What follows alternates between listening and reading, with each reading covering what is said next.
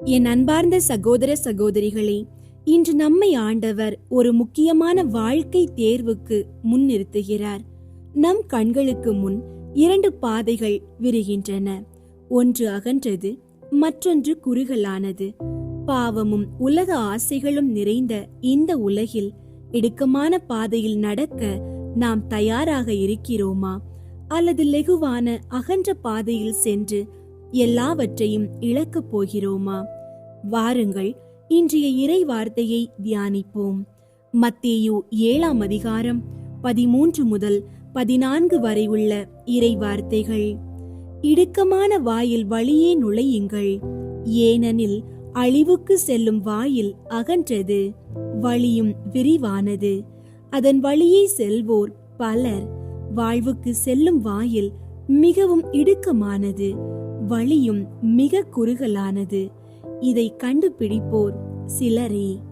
அன்பார்ந்தவர்களே, இறைவன் நம்மை எச்சரிக்கிறார்.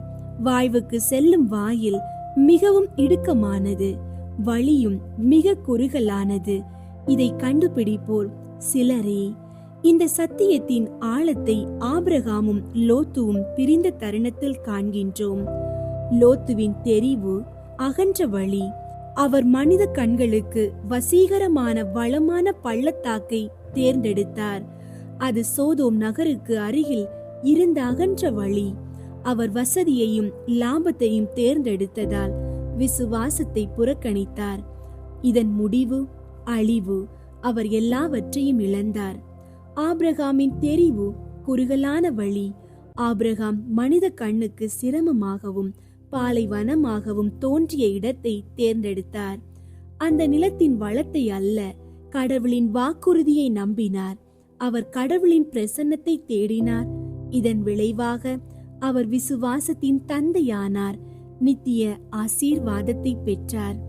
அன்பார்ந்தவர்களே, குறுகலான வழியில் சென்றதால்தான் ஆபிரகாம் இழந்ததை விட பல மடங்கு ஆசீர்வாதத்தை பெற்றார். அகன்ற வழி தற்காலிக இன்பம் தரும், குறுகலான வழியே நித்திய ஆசீர்வாதத்தை தரும்.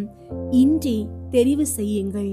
லோத்தின் வசதியான அழிவா, அல்லது ஆபிரகாமின் விசுவாசத்தால் நிறைந்த வாழ்வா?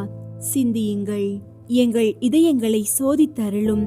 ஆபிரகாமுக்கு நீர் தந்த விசுவாசத்தின் கண் எங்களுக்கு வேண்டும். உலகத்தின் மாயையான கவர்ச்சிகளை நாங்கள் பொருட்படுத்தாமல் உமது திரு சமூகத்தையும் நித்திய வாழ்வையும் மட்டுமே எங்கள் இலக்காக காண எங்களுக்கு அருள் புரியும். ஆமீன்.